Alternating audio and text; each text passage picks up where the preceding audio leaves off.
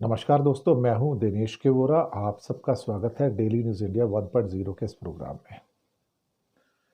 दोस्तों, जंग में जहां arm forces, air force, navy सबकी अपनी इम्पोर्टेंस है, ड्रोन की भी जो नई फोर्स है उसकी अपनी इम्पोर्टेंस है, मिसाइल्स की अपनी इम्पोर्टेंस है, लेकिन एयरफोर्स का एक पार्ट ऐसा भी है जो शायद दो ही देशों के पास है, या तो अमेरिका के पास या रूस के पास, दैट्स ऑल। जो B-2 टाइप के बॉम्बर्स हैं, इन्हें बॉम्बर्स एयरक्राफ्ट कहा जाता है, जो एटम बम भी ले जा सकते हैं और GBU-57 टाइप के 30-30 हजार पाउंड के जो बम हैं वो भी ले जा सकते हैं। अब इनकी जो अभी कैपेबिलिटी इस युद्ध में पहली बार निकल के आई B-2 बॉम्बर्स की, उसे देखकर बहुत सारे कंट्रीज के जो एक्सपर्ट्स थे हैरान हैं। और खास तौर से जो चाइना से रिपोर्ट आई हैं कि चाइना इसको देख के थोड़ा हैरान हो गया कि हमने इसके बारे में, इस लेवल के बॉम्बर एयरक्राफ्ट के बारे में क्यों नहीं सोचा। और अब उनका मानना यह है कि आप भले ही जितनी मर्जी मिसाइल्स पैदा कर लो, इंटरकॉन्टिनेंटल के, आप क्या कहते हैं कि बड़े बड़े, क्या कहते हैं कि रॉकेट्स या किसी किस्म की मिसाइलें पैदा करके चीज़ों को वहाँ पहुँचाने की काबिलियत भी हासिल कर लो, लेकिन वो अपनी जगह है और B-2 बॉम्बर्स अपनी जगह है। तो ये बॉम्बर्स जो है मिसाइल को रिप्लेस नहीं करते और मिसाइल जो है बॉम्बर्स को रिप्लेस नहीं करती। अब पहली बार चीन ने अपनी डिक्लेरेशन में बताया कि वो इस किस्म के बॉम्बर्स की कमी को महसूस कर रहा है और अब उसने फैसला किया है हम इस किस्म के बॉम्बर्स को अब डेवलप करेंगे। हालांकि white emperor 6th generation aircraft तो डेवलप कर चुका है और उसका डिज़ाइन भी देखा जाए तो एक किस्म से जो B-2 बॉम्बर है 6th जनरेशन का, जो चाइनीज एयरक्राफ्ट है, फाइटर क्राफ्ट, वो उससे मिलता जुलता है, बिना टेल का है वो। तो ये बात अपने आप में बहुत अहम है कि पहली बार इसने महसूस किया है कि हाँ, चीज़ें जो हैं थोड़ी अलग किस्म से बन सकती हैं। और चाइना ने अब फैसला किया कि अब हम भी एक ऐसा बॉम्बर बनाएंगे।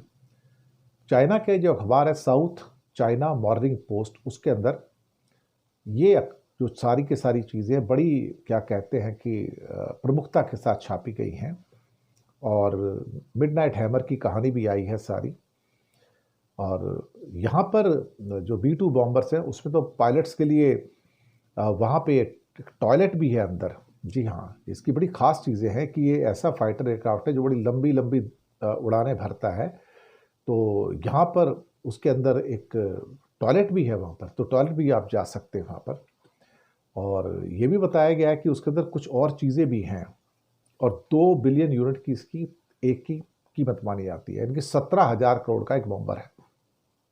करीब 20 बॉम्बर्स के पास B-2 हैं अमेरिका के पास, और ये दुश्मन के लिए अदृश्य हो जाता है, वो मतलब देखा नहीं जा सकता क्योंकि ये स्टेल्थ फाइटर है। गति भी काफ़ी है, 1000 किलोमीटर की उसकी गति है, 2 पायलट इसमें होते हैं और कई किस्म के हथियार जो इसमें ले जाए जा सकते हैं। इसके अंदर जो मैंने बताया ना कि एक आराम का बंदोबस्त भी है, एक टॉयलेट भी है इसके अंदर, एक छोटा सा माइक्रोवेव ओवन भी रखा हुआ है और स्नैक्स के लिए ये मिनी कूलर भी इसके अंदर है एक। ये मतलब फाइटर एयरक्राफ्ट में इस किस्म का बंदोबस्त होना, ये भी कमाल की बात है। और इसमें जो 2 पायलट थे उन्होंने बारी बारी से आराम भी किए ताकि जब वो दोबारा से अंदर आते हैं तो वो फिर तरोताज़ा भी रहें।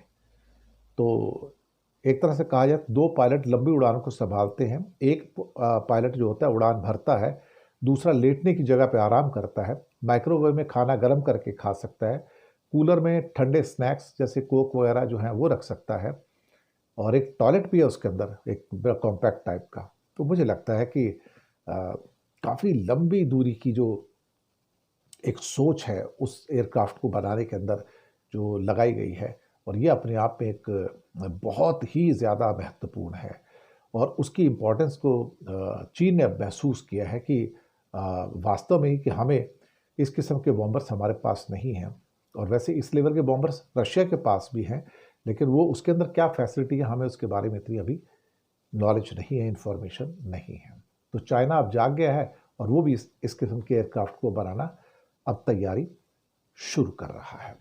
बहुत बहुत शुक्रिया आप सबका।